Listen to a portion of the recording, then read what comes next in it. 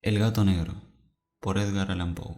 Dará crédito el lector a la extraordinaria y, sin embargo, muy verídica historia que voy a contarle. Lo dudo, y loco sería si creyese en ello, pues mi propio buen sentido rechaza su mismo testimonio. No obstante, sé que no estoy loco, y sé también que no sueño, que estoy perfectamente despierto y en mis cabales. Sé, por último, que he de morir mañana, y quiero aligerar de un grave peso mi conciencia. Voy pues a narrar, clara y brevemente, sin hacer comentarios, toda una serie de sencillos sucesos domésticos, sucesos cuyas consecuencias me han espantado, me han torturado y finalmente me han aniquilado. Quizás parecerán estos hechos más terribles a los demás que a mí mismo. Quizás también, más adelante, una inteligencia más tranquila y más lógica que la mía dejará mi fantasma reducido a polvo y no hallará en las circunstancias que ahora voy a contar temblando más que una sucesión ordinaria y sencilla de causas y de efectos, todos ellos muy naturales. Desde mi primera infancia he tenido siempre un carácter muy dulce y un temperamento muy compasivo. Mi singular bondad me hizo pronto el juguete de mis pequeños camaradas. Me gustaban singularmente los animales, y mis padres me permitieron tener toda una colección de ellos, hallando mi placer mayor en darles la comida y en acariciarlos todo el día. A medida que fui creciendo, ese amor fue mi más agradable pasatiempo. El comercio con los animales fue mi más agradable pasatiempo. Los que han puesto algún efecto en un perro fiel comprenderán enseguida la naturaleza y aún la vivacidad de mis alegrías. Hay en el amor desinteresado de una bestia, en el abandono de sí misma que hace al que es su amo, algo que se nos mete muy adentro en el corazón. Sobre todo cuando hemos sufrido de algún desengaño y la realidad nos ha demostrado cuán móvil y cuán deleznable es la fidelidad del hombre. Habiéndome casado muy joven, observé con hondo regocijo en mi mujer una tendencia acorde con la mía.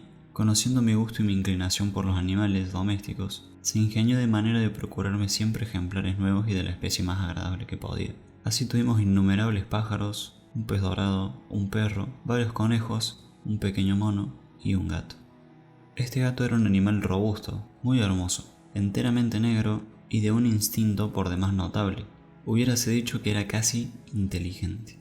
Precisamente, hablando de este instinto, mi mujer, que era algo supersticiosa, recordaba muy a menudo la creencia popular de que los gatos negros no son más que brujos disfrazados.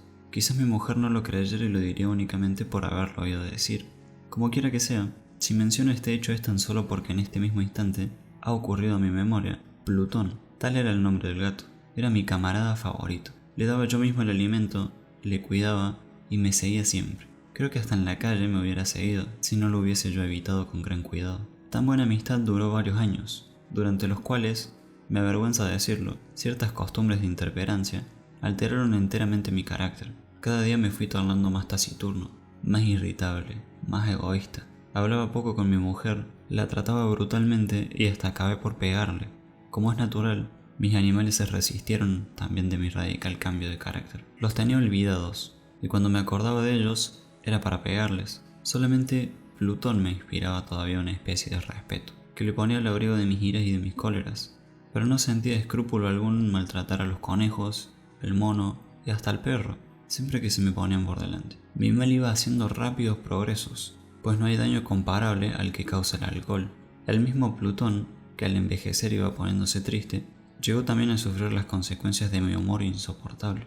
Una noche llegué borracho a casa, al volver de una de mis tabernas favoritas, y al entrar me figuré que el gato huía de mí, que trataba de escapar de mi presencia. Entonces le cogí y, espantado, me mordió ligeramente en una mano. Una cólera diabólica se apoderó de mí, y ya me desconocí a mí mismo. Me pareció que mi alma se escapaba súbitamente de mi cuerpo. Una maldad inmensa, impulsada y avivada por el calor de la ginebra, invadió todo mi ser.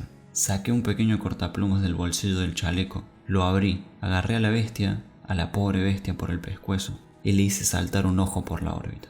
Me avergüenzo todavía al escribir hoy tan espantosa atrocidad. A la mañana siguiente, al volver a mi estado normal, una vez disipados los vapores de la borrachera de la noche, experimenté un profundo sentimiento de horror por el crimen que había cometido, pero aún este remordimiento fue todavía impotente para volverme a las costumbres de temperancia. A pesar de que veía en la ginebra la culpa principal de lo que había hecho, el gato fue curándose lentamente. La órbita del ojo conservó su sangriento aspecto, pero al menos no parecía que ello hiciese sufrir al pobre animal.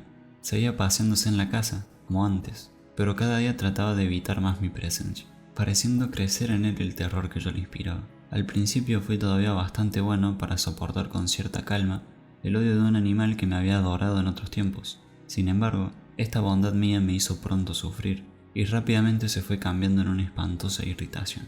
Entonces fue cuando se me apareció para hacer mi caída definitiva e irremediable, el espíritu de la perversidad. Los filósofos no tienen en cuenta para nada la acción de ese espíritu, pero, tan cierto como que mi alma existe, yo creo que es la perversidad uno de los primeros y más poderosos impulsos del corazón, uno de los sentimientos de mayor fuerza que constituyen el carácter del hombre. ¿No hemos alguna vez cometido todos los hombres una acción imbécil o infame sin más razón que la de saber que no debíamos cometerla? ¿No tenemos todos una tendencia eterna a violar y quebrantar la ley? Este espíritu de perversidad vino a consumar mi ruina, ese insondable e incomprensible deseo del alma de ser su propio verdugo, de violentar su propia naturaleza. Es lo que me empujaba a consumar el sacrificio de esa bestia inofensiva. Una mañana, con toda mi sangre fría, serenamente puse un nudo corredizo en torno del cuello de mi gato negro y lo colgué de la rama de un árbol. Ahorqué a mi gato y me sentí los ojos llenos de lágrimas y el corazón lleno de remordimientos. La ahorqué porque me había amado, porque no me había dado nunca el más pequeño motivo de disgusto. Lo ahorqué para sentir la acre voluptuosidad de cometer un pecado mortal que había de perder para siempre mi alma, haciéndola inaccesible a la misericordia inmensa de Dios. Bueno, infinitamente e infinitamente terrible, en la noche que siguió a mi nefando crimen, me despertaron sobresaltando los gritos de ¡Fuego! Los cortinajes de mi propia cama ardían, y la casa toda entera fue prontamente pasto de las llamas. Mi mujer, mi criada y yo mismo escapamos difícilmente del incendio, habiéndonos hallado en peligro de muerte. Toda mi fortuna quedó convertida en cenizas por el fuego devorador, y ya no intenté desde aquel punto luchar contra el desastre y contra la desesperación. Soy demasiado escéptico para querer establecer una relación entre mi acción innoble y esa gran desdicha, pero no quiero saltar ni un solo anillo en la cadena de hechos que estoy relatando. Al día siguiente del incendio quise visitar las ruinas de mi casa. Una sola pared había quedado en pie. Era un tabique interior, muy delgado, contra el cual estaba apoyada la cabecera de mi cama, y parece que pudo salvarse en gran parte de la acción del fuego gracias a que había sido pintado de nuevo recientemente. Una multitud de personas se había reunido delante de esa pared y parecían estarla examinando con grandísima atención, dando señales de la más viva sorpresa. La curiosidad de la gente despertó mi propia curiosidad. Me acerqué a mi vez y vi en forma de un bajo relieve esculturado en el yeso de la pared la silueta de un gato enorme con una cuerda atada al cuello. Al ver aquello, mi sorpresa se convirtió en horror. Luego, a fuerza de reflexionar, me acordé de que había ahorcado al gato en el jardín adjunto a la casa, y este jardín fue invadido por la multitud en el momento de iniciarse el incendio. Alguien, sin duda, descolgó el animal y lo arrojó dentro de alguna habitación que tendría la ventana abierta, con la sana intención de despertarnos y de llamar nuestra atención. Probablemente comprimió el cuerpo del gato contra la pared recientemente pintada, y la cal de la misma, combinándose con las llamas y el amoníaco del cadáver, dejó sin duda grabada la imagen que ante mí veía entonces aparecer con espanto. Pero a pesar de estas lógicas explicaciones que trataba de imponer a mi razón, ya que no a mi conciencia, no por eso quedaba yo menos bajo la impresión de un profundísimo terror. Durante varias noches el fantasma del gato vino a asaltarme cruel, y aún hice más. Le busqué en las tabernas innobles que frecuentaba, mis únicos lugares de esparcimiento, un digno sucesor que fuese de la misma especie y que, a ser posible, tuviese la misma figura. Una noche, mientras estaba bebiendo en uno de aquellos antros infectos, advertí una gran forma negra encima de uno de los enormes toneles de ginebra.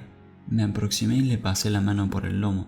Era un gato negro, un gato enorme, mayor aún que mi viejo Plutón, pero se le parecía en todos sus rasgos, con la sola diferencia de que Plutón no tenía ni un solo pelo blanco, mientras que él tenía en el pecho una gran mancha blanca, de contornos vagos.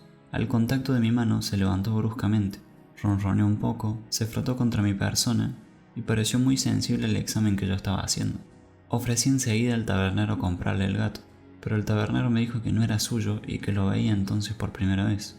Continué, pues, acariciando al animal, que por sí solo se puso a seguirme cuando yo salí de la taberna. Llegado a mi casa, se instaló en ella como si hubiese estado siempre, y enseguida se hizo el favorito de mi mujer. En cuanto a mí, no tardé mucho en detestarlo cordialmente. Era lo contrario de lo que yo había esperado, y no sé cómo había sucedido la cosa. Su evidente ternura hacia mí me cansaba y me desesperaba casi. Llegué pronto a odiarlo con toda mi alma, y traté de evitar su presencia lo más posible. El vergonzoso recuerdo de mi primer acto de barbarie hizo que me abstuviese de maltratarle, pero lo miraba con verdadero horror y huía de su odiosa presencia, la misma que la de un ser apestado. Al día siguiente vi también que, lo mismo que Plutón, había sido privado de uno de sus ojos, y eso puso el colmo a mi sentimiento de odio, mientras que esta misma circunstancia, por el contrario, le atraía una mayor ternura de parte de mi mujer, que poseía aún con más viveza tan dulce sentimiento, fuente de mis antiguas y más puras alegrías, para siempre perdidas. Por el contrario, el afecto del gato hacia mí aumentaba y se fortalecía más a medida que era mayor, y crecía también mi aversión. Seguía todos mis pasos, se deslizaba bajo la silla que yo me había sentado, saltaba sobre mis rodillas y me anonadaba con sus inmundas caricias. Cuando me levantaba, venía a meterse entre mis pies, con peligro de hacerme caer. Otras veces, clavaba sus finas uñas en mis ropas y de esa manera se me subía hasta las barbas. En esos momentos, solamente el recuerdo de mi antiguo crimen, junto con un terror supersticioso de la bestia, me impedía darle un golpe que le dejase muerto. Casi me avergüenzo de confesar, aún hallándome en el calabozo en el cual escribo, al que mi crimen me ha llevado. Me avergüenzo casi de confesar que ese inmenso terror que me inspiraba el animal provenía de una de las más estúpidas quimeras del mundo. Más de una vez mi mujer había hecho observar la extraña figura que presentaba esa mancha blanca, de la cual ya he hablado y que era la única diferencia existente entre ese gato y el que yo había matado. Ya he dicho que esa mancha, aunque bastante grande, me había parecido al principio de una forma indecisa, pero poco a poco, gradualmente, siguiendo una marcha imperceptible, fue a la larga tomando a mis ojos una extraordinaria precisión de contornos. Esa mancha llegó a representar, de un modo perfecto, un objeto cuyo nombre me hace temblar. Representaba, y eso era lo que sobre todo me había inspirado odio tan intenso contra la maldita bestia, una guillotina. Oh, una máquina infame y horrorosa, instrumento de crimen y de ignominia, de agonía y de muerte.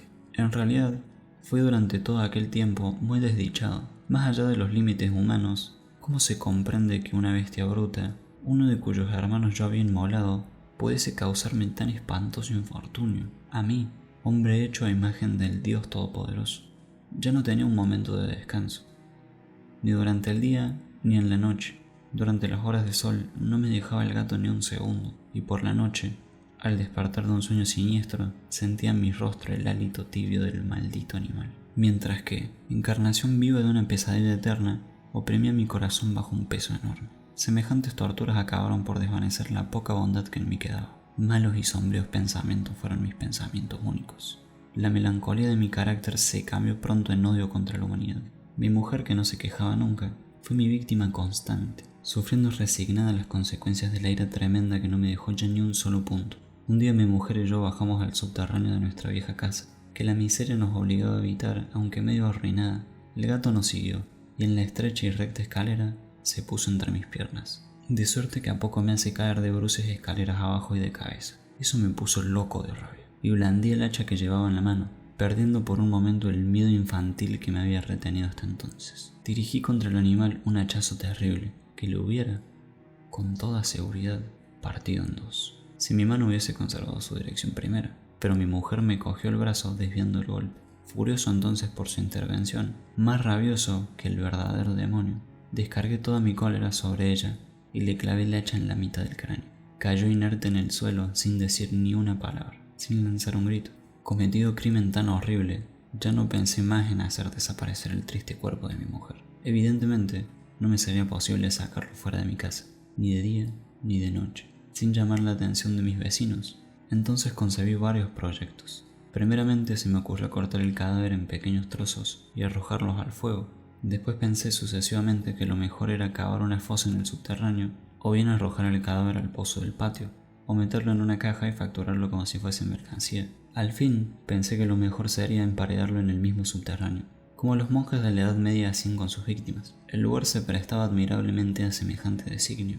Las paredes, no muy sólidas, habían sido cubiertas no hacía mucho de una espesa capa de cal que la humedad del subsuelo hacía permeable. Además, había en las paredes un gran hueco por haberse querido tiempo atrás construir allí una chimenea. Nada más fácil que quitar ladrillos de aquel sitio, meter en el hueco de la pared del cadáver y construir de nuevo el tabique, procurando restablecer las cosas en su primitivo estado, de manera que ni el ojo más avisor pudiese descubrir nada anormal. Mis cálculos eran exactos. Quité los ladrillos, metí el cadáver de mi mujer en el hueco y fui levantando poco a poco otra vez el tabique, hasta dejarlo en su primer estado. Pinté de nuevo la pared con lechada igual a la antigua y finalmente vi que todas mis operaciones habían tenido feliz éxito, pues una vez todo terminado y limpio, pude convencerme de que no quedaba la menor huella de lo sucedido. Entonces dirigí en torno una mirada de triunfo, diciéndome a mí mismo: hoy al menos puedo afirmar que no he perdido el tiempo. Luego me puse en busca de la bestia que había sido la causa de tan grande desdicha, con el firme intento de matarla. Pero, sin duda, asustado por la violencia de mi cólera, el gato se había escapado y me fue imposible hallarla en alguna parte. Aunque lo intentase, habría de serme imposible decir aquel peso enorme que me quitó de encima su ausencia. Tuvo buen cuidado de no reaparecer durante toda la noche, y fue aquella la primera noche que dormí tranquilo desde que había hecho el maldito gato su entrada. Y dormí con el peso del horrendo crimen cometido sobre mi conciencia.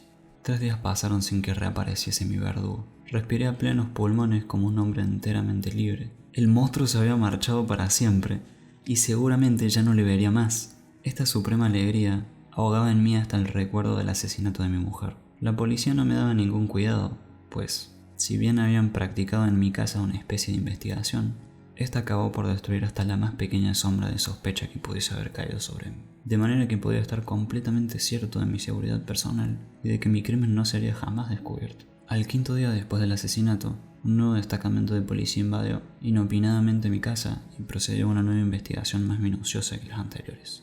Seguro de la inviolabilidad de mi escondrijo, no me sentí poco ni mucho cohibido. Los agentes me ordenaron que les acompañase y escudriñaron con el mayor cuidado los menores rincones de la casa. Por tercera vez bajaba a la cueva de la misma y ni un solo músculo de mi cara se contrajo lo más mínimo. Mi corazón siguió latiendo tranquilamente como si yo fuese el más inocente de los hombres. De un extremo al otro de la cueva me fui paseando, mientras los agentes practicaban el registro. Con los brazos cruzados sobre el pecho y con una flema que a mí mismo me asombraba, sentí de pronto una extraña comezón de decirles a los policías algo, no sabía qué, pero algo que les convenciese doblemente de mi inocencia, algo que asegurase mi triunfo definitivo. Y cuando ya se dirigían todos hacia la escalera para marcharse, les dije: caballeros, me place que finalmente os hayáis podido convencer de mi absoluta inocencia, y espero que ya no volveréis a molestarme. Os deseo buena salud y os recomiendo que seáis con la gente más corteses de lo que habéis sido conmigo. De pasada quiero que observéis, señores, cuán admirablemente bien construida está mi casa. Fijaos antes de partir en la solidez de estas paredes. Y diciendo esto, impulsado por una bravata de energúmeno que después no he podido explicarme, di un fuerte golpe con mi bastón sobre el tabique tras el cual estaba enterrada mi esposa. Que Dios me proteja y me salve de las garras del gran demonio. El eco de mi golpe se había apenas extinguido cuando una voz respondió desde el fondo de la tumba.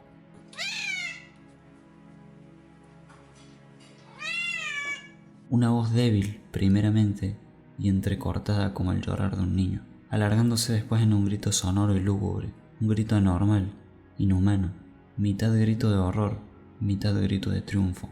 Uno de esos gritos que no pueden oírse sino en el infierno cuando los condenados gimen en sus torturas y los demonios triunfan en su condenación.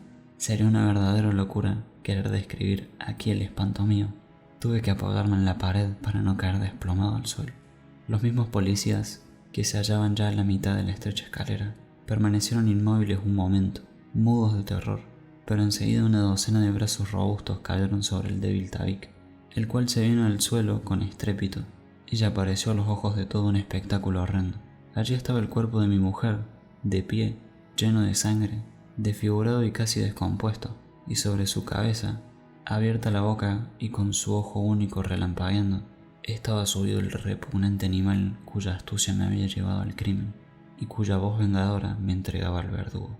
El gato negro se había refugiado en el hueco de la pared y yo, ciego por el crimen cometido, lo había tapiado junto con el cadáver de mi esposa infortunada.